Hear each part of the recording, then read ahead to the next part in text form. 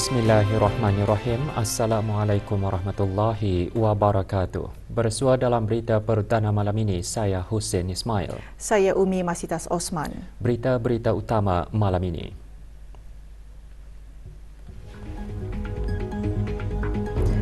Kebawah Duli Yang Maha Mulia Paduka Seri Baginda Sultan dan Yang di-Pertuan Negara Brunei Darussalam berangkat ke Paris, Republik Perancis.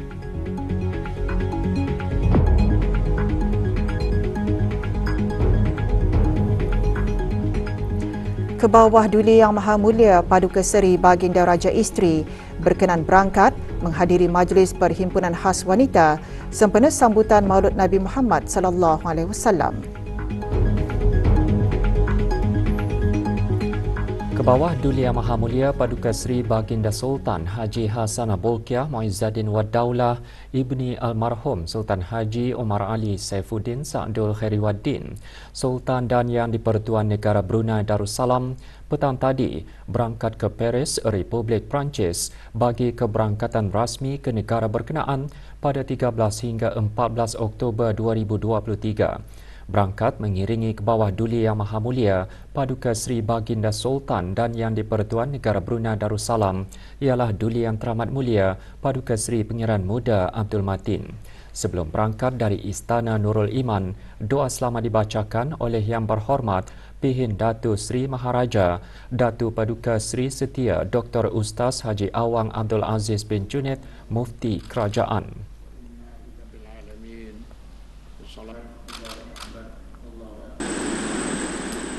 Berangkat di hangar penerbangan Kebawah Duli Yang Maha Mulia di Rimba bagi menyembahkan selamat berangkat ialah ahli-ahli kerabat diraja. Juga hadir Yang Amat Mulia Pangeran-Pangeran Kshatriya, Penasihat Khas Kebawah Duli Yang Maha Mulia, Yang di-Pertua Majlis Mesyuarat Negara, Menteri-Menteri Kabinet, ahli-ahli Majlis Mesyuarat Diraja, Timbalan-Timbalan Menteri, Pesuruhjaya Polis, Pasukan Polis di Raja Brunei dan pemangku Pemerintah Angkatan Bersenjata di Raja Brunei.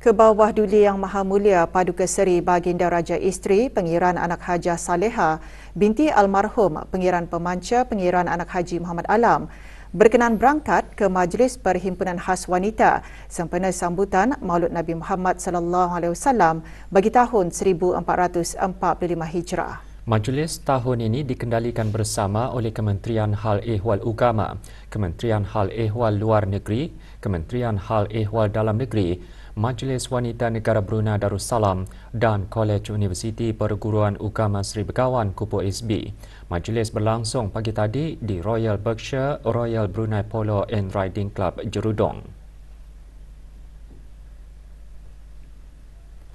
Keberangkatan Kebawah Duli Yang Maha Mulia dijunjung oleh Yang Berhormat Pihin Udana Khatib Datuk Paduka Seri Setia Ustaz Haji Awang Badaruddin bin Pengarah Datuk Paduka Haji Awang Uthman Menteri Hal Ehwal Ugama, Yang Berhormat Pihin Datuk Lela Raja Major Jeneral Bersara Datuk Paduka Seri Haji Awang Halbi bin Haji Muhammad Yusof Menteri di Jabatan Perdana Menteri dan Menteri Pertahanan Kedua dan ahli-ahli jawatan kuasa kerja majlis.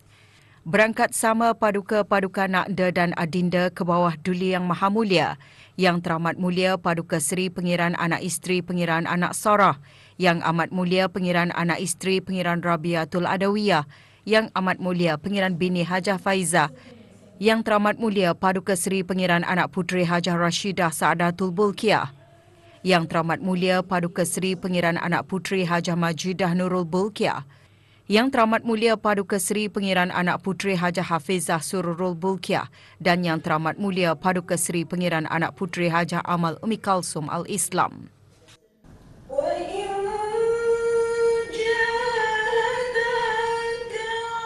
Bacaan ayat-ayat suci Al-Quran diperdengarkan oleh Dr. Dayang Hajah Siti Wardah binti Meja Besara Haji Abdul Rahman, naib juara Majlis Musabaqah membaca Al-Quran bahagian dewasa peringkat akhir kebangsaan tahun 1444 Hijrah 2023 Masihi. Tema Perhimpunan Khas Wanita Sunnah Dihayati Hidup Diberkati disentuh dalam sembah alu-aluan Dr. Dayang Hajah Nurwati binti Haji Abu Bakar, pemangku penolong Rais Kupu SB. Dengan mencontohi dan mengikuti cara kehidupan baginda sallallahu alaihi wasallam, semoga kita mendapat keberkatan dan kejayaan di dunia, malah akan beroleh syafaat baginda sallallahu alaihi wasallam di akhirat, dan seterusnya dianugerahkan syurga Allah Subhanahu Wa Taala yang penuh dengan segala kenikmatan. Persembahan dikir marhaban menyerikan lagi majlis.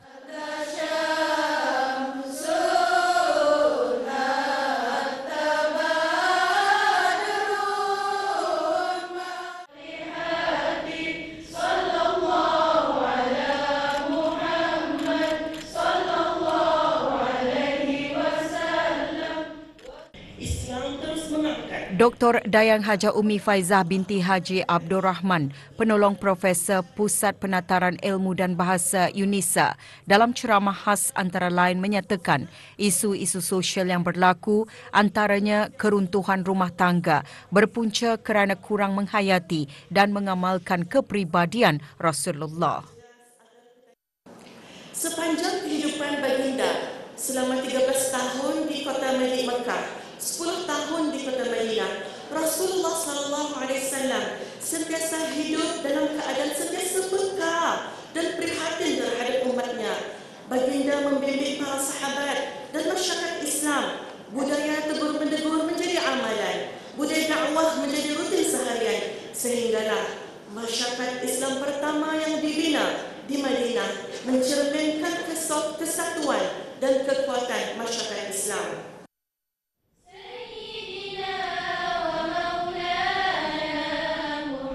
Selawat Nurul Anwar dibawakan secara beramai-ramai.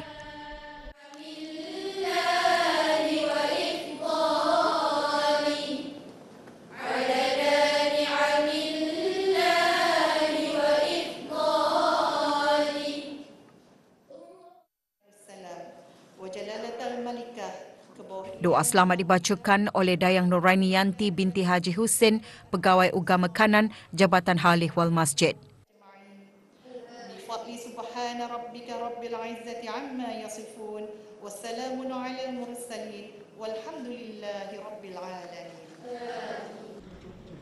Dengan mencontohi sunnah Rasulullah sallallahu alaihi wasallam, ia akan membawa keberkatan dalam hidup serta meraih kecintaan dari Allah Subhanahu wa taala bagi natijah hidup yang bahagia.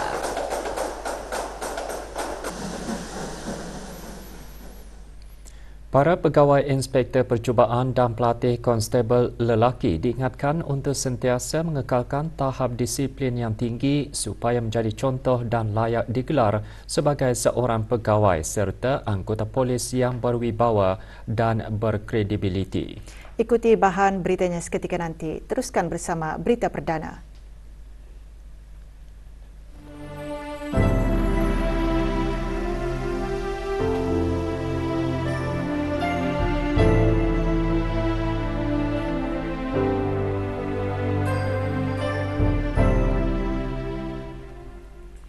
Bagi memohon doa kepada Allah Subhanahu Wa Taala agar rakyat dan negara Palestin diberi perlindungan dan keselamatan, umat Islam di negara ini menunaikan sembahyang sunat hajat, membaca surah Yasin dan doa khas di Jami Asri Hasanil Bolkiah, Kampung Kiarong lewat petang tadi. Acara dianjurkan oleh Kementerian Hal Ehwal Ugama. Antara yang hadir Menteri-Menteri Kabinet dan Timbalan Menteri. Pengisian acara sembahyang Fardu Maghrib berjemaah, sembahyang sunat hajat bagi memohon perlindungan dan keselamatan untuk rakyat dan negara Palestin.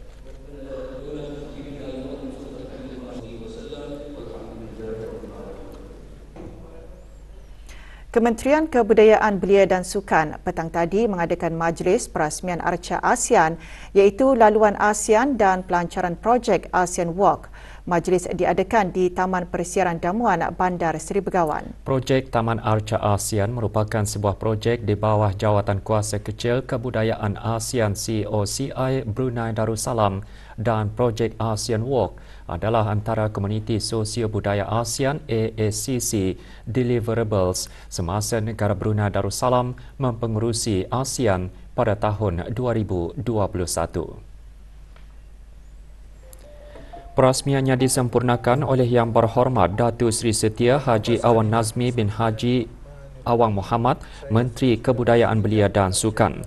Juga hadir duta-duta besar dan pesuruhjaya tinggi negara-negara ASEAN dan Timor Leste di negara Brunei Darussalam. Projek ASEAN Walk dilambangkan dengan sesi berjalan kaki menyusuri di sepanjang Taman Arca atau laluan ASEAN. Projek diterajui oleh para belia yang bertujuan meningkatkan kesedaran mengenai ASEAN dan menggalakkan semangat sukarelawan dalam kalangan masyarakat.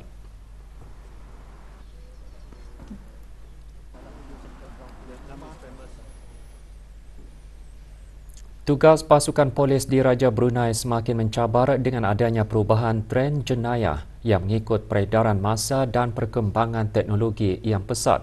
Justru para pegawai, inspektor percubaan dan pelatih konstabel lelaki perlu sentiasa rajin menimba ilmu pengetahuan untuk menangani ancaman-ancaman jenayah terkini termasuk jenayah rentas sempadan dan siber. Perkara tersebut ditekankan oleh Timbalan Menteri di Jabatan Perdana Menteri, Sekuriti dan Undang-Undang pada Majlis Perbarisan Tamat Latihan bagi Pegawai Kadet Inspektor Percubaan Skuad 1 2023 dan Pelatih Polis Konstabel Lelaki Skuad 1 2022.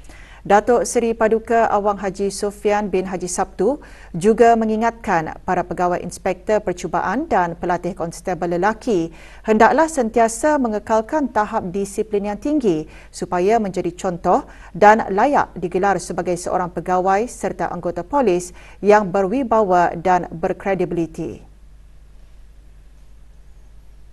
Sehaluan dengan ini, pasukan polis di Raja Brunei telah memperkenalkan Kod Etika dan Kelakuan Pasukan Polis Raja Brunei yang bertujuan untuk memberikan kesedaran kepada semua warga pasukan mengenai piawaian etika dan tingkah laku profesional yang mesti dipatuhi semasa bertugas serta tindakan-tindakan yang boleh diambil jika tidak dipatuhi. Pada majlis ini, Pegawai Kadet Muhammad Hamizan bin Haji Muhammad Din menerima anugerah terbaik bagi Pegawai Kadet Inspektor Percubaan. Muhammad Nur Wafiq bin Haji Jasmin menerima pelatih terbaik keseluruhan dan akademik. Sementara penerima pelatih terbaik dalam latihan luar, Muhammad Asril bin Asli. 20 pegawai inspektor percubaan dan 99 pelatih konstabel lelaki menamatkan latihan asas kepolisian selama 9 bulan.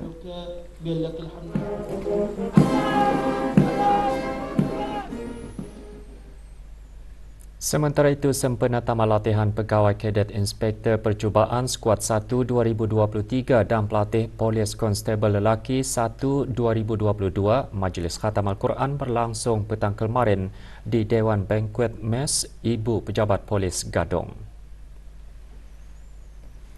Bacaan surah Al-Fatihah beramai-ramai dipimpin oleh Datu Paduka Seri Awang Haji Muhammad Irwan bin Haji Hambali, Pesuruhjaya Pasukan Polis di Raja Brunei.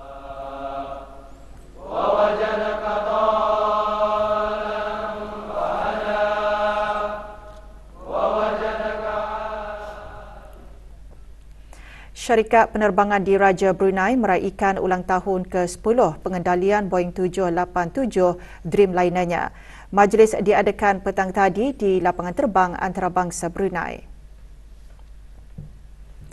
Hadir Tuanan Terutama Lawrence Bay, Pesuruhjaya Tinggi Singapura ke negara ini, dan Puanan Terutama Karen McClellan, Duta Besar Istimewa dan Mutlak Amerika Syarikat ke negara ini.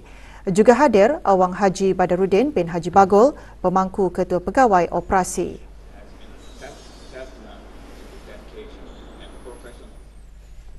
Kumpulan UBDA dari Universiti Brunei Darussalam UBD muncul juara peringkat akhir Pesta Pantun antara institusi pengajian tinggi negara Brunei Darussalam. Pertandingan berlangsung di Pusat Persidangan Antarabangsa Brakas. Naib juara disandang oleh kumpulan UNISA B dari Universiti Islam Sultan Sharif Ali UNISA. Sementara itu, Dayang Anis Iliana binti Anwar diumumkan sebagai pemantun terbaik. Penyampaian hadiah disempurnakan oleh Tuan Yang Terutama Raja Datuk Reza Raja Saib Shah, Pesuruhjaya Tinggi Malaysia ke negara ini. Pesta Pantun kelolaan UNISA dan Dewan Bahasa dan Pustaka Brunei kali ini antara lain bertujuan menonjolkan bakat-bakat terpendam mahasiswa-mahasiswa agar dapat dikembangkan ke peringkat kebangsaan dan antarabangsa.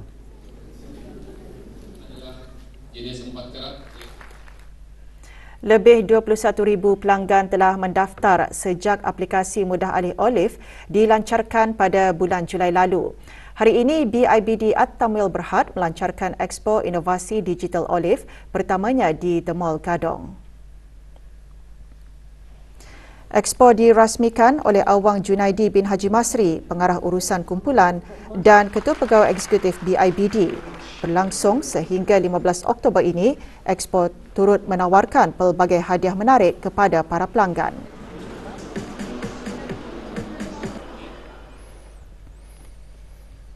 Politeknik Brunei pagi tadi mengadakan Majlis Khatam Al-Quran sempena Majlis Convocation Politeknik Brunei ke-9 tahun ini.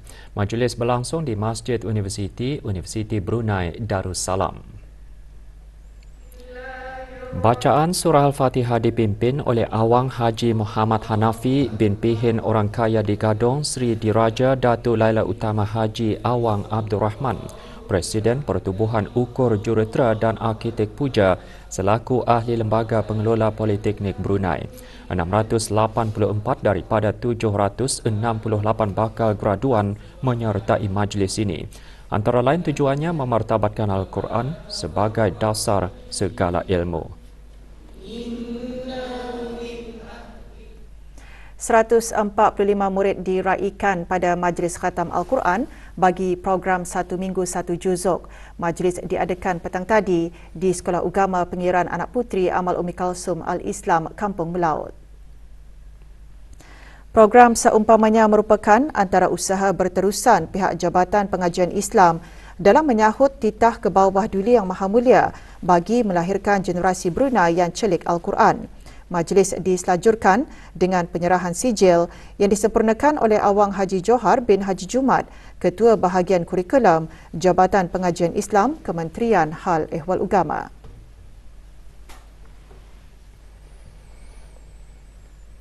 Pusat Dakwah Islamiah melalui bahagian pembangunan mu'alaf, pengupayaan mu'alaf mengadakan majlis zikir sempena sambutan Maulud Nabi Muhammad SAW bersama mu'alaf daerah Tutong. Majlis diadakan semalam di bangunan Persatuan Saudara-Saudara Baru Pesatu daerah Tutong. Majlis seumpamanya bertujuan menggalakkan golongan mu'alaf melibatkan diri mengikuti aktiviti atau majlis keugamaan bagi sama-sama membesarkan hari-hari kebesaran Islam. Ini termasuk memperingati hari kelahiran baginda Rasulullah SAW sebagai menunjukkan kecintaan terhadap baginda.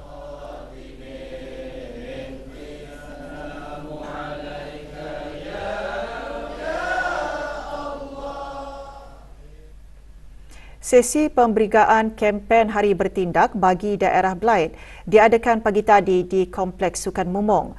Dikendalikan oleh Jabatan Belia dan Sukan, Kementerian Kebudayaan Belia dan Sukan. Sesi diadakan bagi memberikan kefahaman dan menyebarkan maklumat mengenai kempen Hari Bertindak sempena sambutan Hari Sukarelawan Antarabangsa yang disambut pada setiap 5 Disember. Sesi dihadiri oleh pegawai dan kaki tangan di jabatan-jabatan kerajaan, agensi swasta, penghulu-penghulu mukim dan ketua kampung serta ahli-ahli persatuan dan pergerakan belia di daerah tersebut. Orang ramai yang berhasrat untuk menyertai atau menganjurkan kempen tersebut bermula 10 Disember 2023 hingga 31 Januari 2024 boleh membuat pendaftaran terus melalui pautan yang tertera atau ikuti Instagram @dayaofaction.brunei. Tindakan seterusnya. Seorang lelaki tempatan dihukum denda RM13,700 atau 13 bulan pemenjaraan jika gagal menjelaskan denda kerana kesalahan di bawah Seksyen 146-1-D Perintah Eksais 2006. Khairuddin bin Morashidi, 44 tahun, dihadapkan ke Mahkamah Magistrate Kuala Belait hari ini dan mengaku bersalah kerana memiliki barang tegahan kastam iaitu 18 karton dan 1 paket rokok pelbagai jenis. Semua barang terlibat dihukum rampas untuk dimusnahkan. Seorang individu didenda RM100 oleh Jabatan Alam Sekitar, Taman dan Rekreasi Jastri atas kesalahan melanggar Bab 12-1 di bawah Akta Kesalahan-Kesalahan Rampaian 2021. Haji Muhammad Juni alias Haji Awang Johari bin Ali Basa didapati bersalah kerana membuang sampah di kawasan Kampung Sungai Kebun. Bersalah diberi tempoh 7 hari dari tarikh kompaun dikeluarkan untuk menjelaskan denda. Jika gagal, individu berkenaan boleh didakwa ke mahkamah dan jika sabit kesalahan boleh dikenakan hukuman denda tidak kurang dari RM1,000 dan tidak melebihi RM3,000 bagi kesalahan pertama. Bagi kesalahan kedua atau berikutnya boleh dikenakan denda tidak kurang RM3,000 dan tidak melebihi RM9,000, dihukum penjara bagi suatu tempoh tidak melebihi 6 bulan atau kedua-duanya sekali. Tutong Half Marathon 2023 yang bermula dari Taman Riadah Bukit Kenyam, Kampung Bukit Udal Tutong ke Dewan Serbaguna Kampung Bukit Daerah Tutong akan diadakan Ahad ini. Sehubungan itu, petang tadi diadakan sidang media bagi acara tersebut di kediaman rasmi Pegawai Daerah Tutong. Menurut Awang Muhammad Sofian bin Haji Basri, pemangku Pegawai Daerah Tutong, lebih 200 peserta dari dalam dan luar negara akan menyertainya. Acara dianjurkan oleh Tutong Runners dan Lemin Cardio Fitness dengan kerjasama Syahni Event Management. Seramai lebih kurang 200 peserta harian yang tunaja acara ini.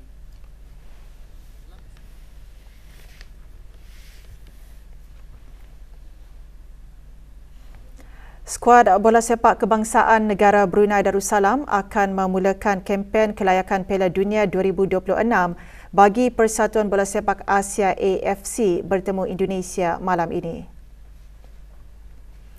Perlawanan pusingan pertama itu dijadual berlangsung pukul 8 malam di Stadium Gelora Bung Karno, Jakarta.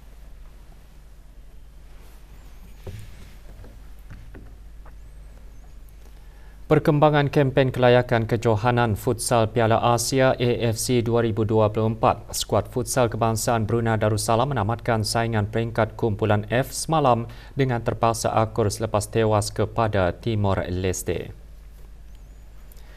Dalam perlawanan yang berlangsung di Sport City Hall di Manama, Bahrain, skuad futsal negara tewas 0-8 kepada Timor Leste.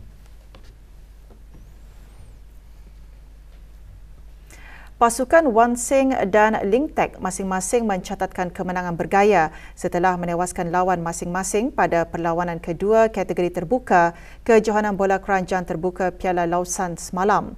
Perlawanan berlangsung di gelanggang bola keranjang Batu Bersurat Gadong. Perlawanan pertama menyaksikan pasukan Shifaq Sendirian Berhad Travellers tewas 73-103 kepada pasukan Wan Sing Trading.